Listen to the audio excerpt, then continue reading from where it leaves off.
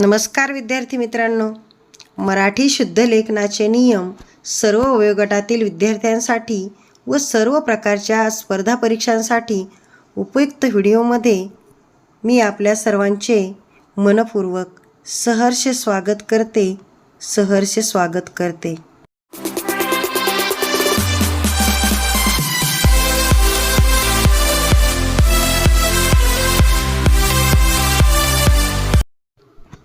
आपले मराठीतील लेखन काही नियमाने निश्चित केलेले आहे।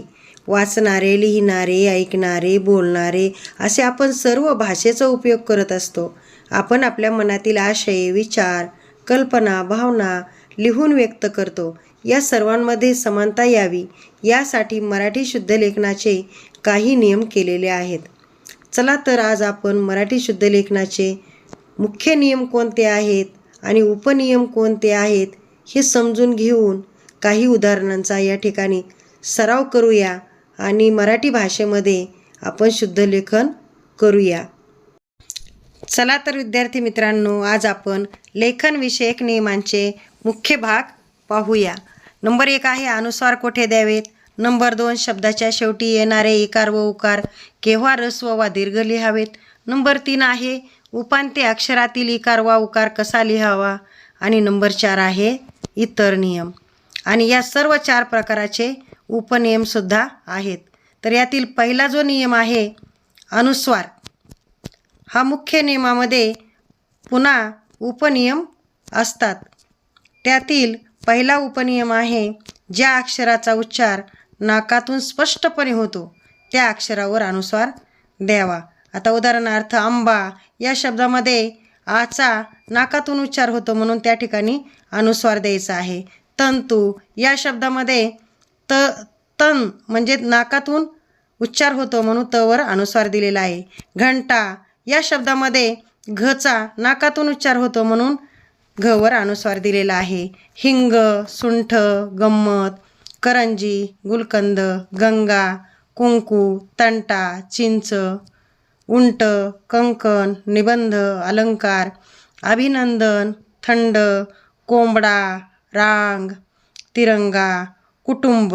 आता कुटुंब या शब्दामध्ये टचा नाकातून उच्चार होतो म्हणून त्या टवर अनुस्वार दिलेला आहे। मग ज्या अक्षराचा नाकातून स्पष्टपणे उच्चार होतो त्या अक्षरावर आपण अनुस्वार द्यावा। अनुस्वार या मुख्य नियमातील नियम क्रमांक 2 आहे संस्कृतमधून मराठीत जसेच्या तसे आलेल्या तत्सम शब्दातील अनुस्वार पर सवर्णाने लिहिण्यास हरकत नाही। उदाहरणार्थ गंगा, कुंज, घंटा, अंत, चंपक, शंख, चंड, अंबुज, पंचम, छंद हे जे शब्द आहेत हे संस्कृतमधून मराठीत आलेले आहेत आणि म्हणून ते आपण जसेच्या तसे लिहायचे आहेत, त्यामध्ये बदल करायचा नाही। आता नियम क्रमांक 3 य, र, ल, व, श, से, स, ह यांच्यापूर्वी येणाऱ्या अनुस्वाराबद्दल संस्कृतप्रमाणे केवळ शीर्षबिंदू द्यावा। आता उदाहरणे पाहूया आपण। उदाहरण आहे संयम, संरक्षण, संलग्न, संवाद, संशय, संसार, सिंह, अंश, संस्कार, मांस, संस्था, संहार, संयुक्त, कंस इत्यादी। आता हे सर्व जे अनुस्वार दिलेले आहेत ते त्या अक्षरापूर्वी दिलेले आहेत। आता अनुस्वारामधील नियम क्रमांक 4 नामांच्या व सर्वनामांच्या अनेक वचनी सामान्य रूपावर विभक्ती प्रत्यय व शब्दयोगी अव्यय लावताना अनुस्वार द्यावा। आता याची आपण उदाहरणे पाहूया। उदाहरणार्थ मुलास या शब्दामध्ये लावर अनुस्वार, घरात या शब्दामध्ये रावर अनुस्वार, त्याचा यामध्ये त्यावर अनुस्वार, त्यासाठी यामध्ये त्यावर अनुस्वार, देशासाठी यामध्ये देशासाठी यावर अनुस्वार द्यावा। आता आपण अनुस्वारामधील नियम क्रमांक 5 पाहूया। शुद्ध लेखनाच्या पूर्वीच्या नियमानुसार जे अनुस्वार आपण देत होतो ते आता देऊ नयेत. मग आता असे शब्द कोणते आहेत? आपण उदाहरणे पाहूया. रूढी म्हणून काही असे शब्द आहेत: पहाट, केस, झोप, एकदा, लाकूड, धाव, टोक, नाही, काही. या शब्दावर अनुस्वार देण्याची गरज नाही. काही शब्द व्युत्पत्तीमुळे लिहिले जायचे, त्या शब्दामध्ये सुद्धा अनुस्वार लिहिला जायचा, पण आता त्यावर सुद्धा अनुस्वार देण्याची गरज नाही. उदाहरणार्थ नाव, पाच, काटा, सावळा, की, कोवळा, गहू. आता काही व्याकरणिक शब्द आहेत: वासरू, तिने, घरात, जेथे, तेव्हा, यामुळे, यासाठी इत्यादी. यावर सुद्धा पूर्वी अनुस्वार द्यायचे, तर आता ते अनुस्वार देण्याची गरज नाही किंवा आपण ते अनुस्वार देऊ नयेत. आतापर्यंत आपण कोणत्या अक्षरावर अनुस्वार द्यावा आणि कोणत्या अक्षरावर अनुस्वार देऊ नये याबाबतचे शुद्धलेखनाचे नियम पाहिले. आता आपण ऱ्हस्व, दीर्घ, अंत्य अक्षरे या बाबतीत असलेले नियम बघणार आहोत. त्यातील नियम क्रमांक 1: एकाक्षरी शब्दातील इकार किंवा उकार दीर्घ उच्चारला जातो म्हणून तो दीर्घ लिहावा. उदाहरणार्थ मी, ही, तू, धू, जू, ऊ, ती, जी, पी, बी, पू, रू इत्यादी. ऱ्हस्व, दीर्घ, अंत्य अक्षरे यामधील नियम क्रमांक 2: मराठी शब्दाच्या शेवटी येणारा इकार किंवा उकार उच्चारानुसार दीर्घ लिहावा. आता उदाहरणार्थ आई, वाटी, टोपी, चेंडू, बाळ, खेळू, पिशवी, चुलती, वही, काठी, पेटी, दांडू, वाळू, बोरू, गिरणी, सुपारी इत्यादी. ऱ्हस्व, दीर्घ, अंत्य अक्षरे यामधील नियम क्रमांक 3: कवी, हरी, गुरु, वायू, प्रीती यासारखे तत्सम ऱ्हस्व, इकारांत व उकारांत शब्द मराठीच्या स्वभावानुरूप दीर्घांत उच्चारले जातात म्हणून तेही दीर्घांत लिहावेत. उदाहरणार्थ गडकरी हे कवी होते, हरी व मधू घरी गेले, ग्रंथ हेच खरे गुरु होत, प्राण्यावर प्रीती करावी. यापुढील म्हणजे नियम क्रमांक 4: व्यक्तिनामे, ग्रंथनामे, शीर्षके व सुट्टे शब्द संस्कृतातून मराठीत जसेच्या तसे आलेले तरी मुळात ऱ्हस्वांत असले तरी ते मराठीत दीर्घांत लिहावेत. उदाहरणार्थ हरी, अन्योक्ती, अतिथी, विभक्ती, संधी, कुलगुरू इत्यादी. नियम क्रमांक 5: सामासिक व साधित शब्दातील पहिले पद ऱ्हस्व, इकारांत किंवा उकारांत तत्सम शब्द असेल तर ते ऱ्हस्वांतच लिहावेत. उदाहरणार्थ कविराज, लघुकथा, वायुपुत्र, मृत्युलेख, गुरुदक्षिणा, भक्तिपर, हरिकृपा, शत्रुपक्ष, पशुपक्षी, रविवार, भानुविलास, गतिमान इत्यादी. ऱ्हस्व, दीर्घ, अंत्य अक्षर यामधील 6वा नियम: सामासिक व साधित शब्दातील पहिले पद दीर्घ, इकारांत किंवा उकारांत तत्सम शब्द असेल तर ते दीर्घांतच लिहावे. उदाहरणार्थ लक्ष्मीपुत्र, महिपाल, पृथ्वीतल, भूगोल, वधूपरीक्षा, वाणीवैभव, गौरीहर, दासीजन, वधूवर, श्रीधर, नदीतील, भगिनी मंडळ इत्यादी. ऱ्हस्व, दीर्घ, अंत्य अक्षरे यामधील नियम क्रमांक 7: तत्सम अव्यये व नी आणि ही 2 मराठी अव्यये ऱ्हस्वांतच लिहावीत. उदाहरणार्थ परंतु, अद्यापि, तथापि, अति, इति, प्रभृती, यद्यपि, यथामती, मात्र इत्यादी हा शब्द दीर्घांत लिहावा. यानंतर ऱ्हस्व, दीर्घ, उपांत्य अक्षरे या मुख्य भागाचे काही उपनियम आपण बघणार आहोत. त्यातील नियम क्रमांक 1: मराठी शब्दातील अकारांतापूर्वीचे इकार व उकार दीर्घ असतात. उदाहरणार्थ खीर, पीठ, फूल, सून, गरीब, कठीण, नाईक, हुरूप, विहीर, दीर, नीट, मूल, ऊस, बहीण, जमीन, ठाऊक, घेऊन, वसूल इत्यादी. यातील नियम क्रमांक 2: तत्सम शब्दातील आकारांतापूर्वीचे इकार व उकार मूळ संस्कृत प्रमाणे ऱ्हस्वच राहतात. उदाहरणार्थ गुण, युग, विष, प्रिय, मधुर, बहुत, मंदिर, अनिल, परिचित, स्थानिक, बुध, सुख, कुसुम, हिम, शिव, तरुण, रसिक, चतुर, नागरिक, सामाजिक इत्यादी. ऱ्हस्व दीर्घ उपांत्य अक्षरे यामधील नियम क्रमांक 3.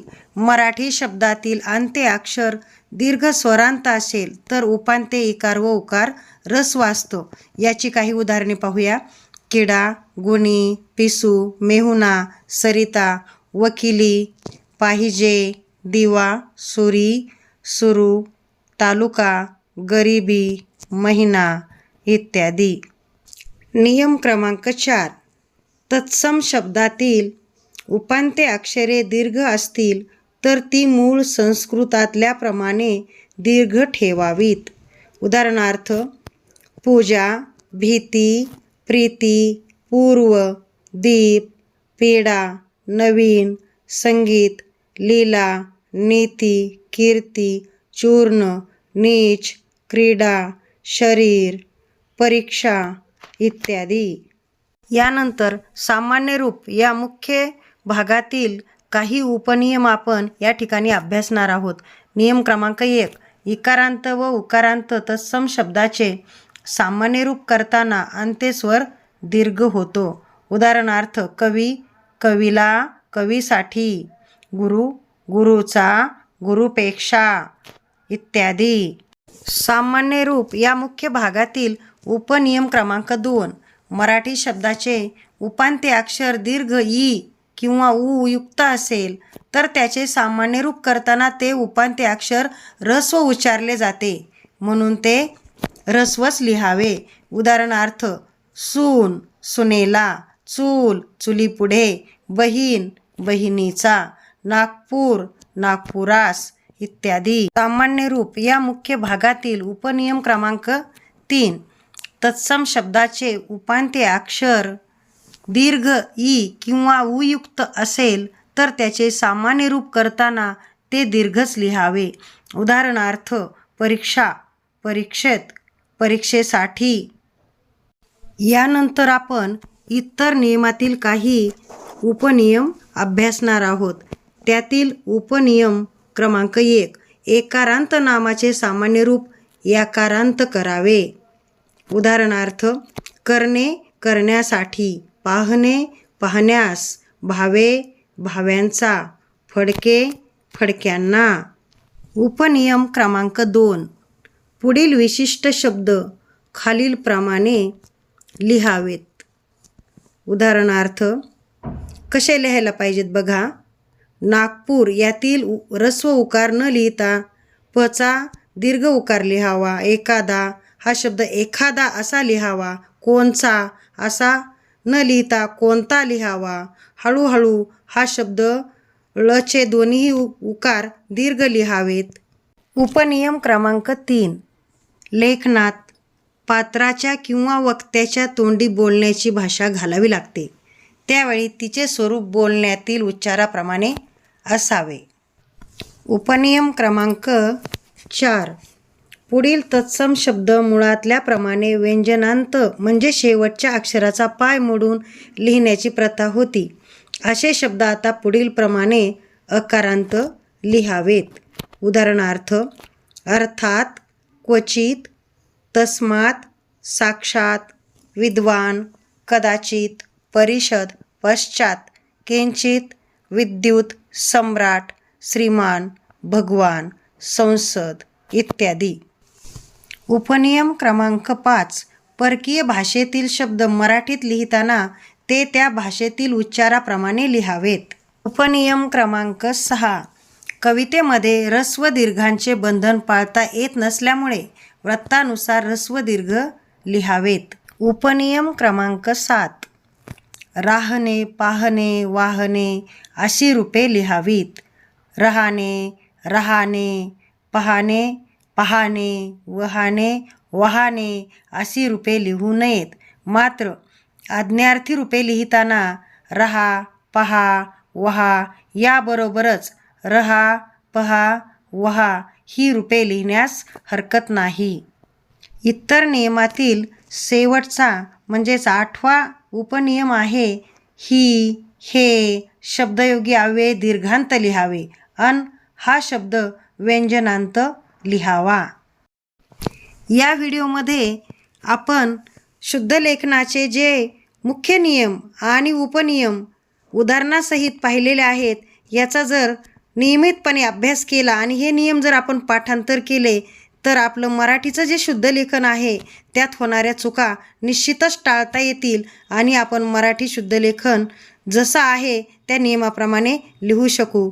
असेच नवनवीन व्हिडिओ पाहण्यासाठी चॅनल सबस्क्राईब करा. धन्यवाद.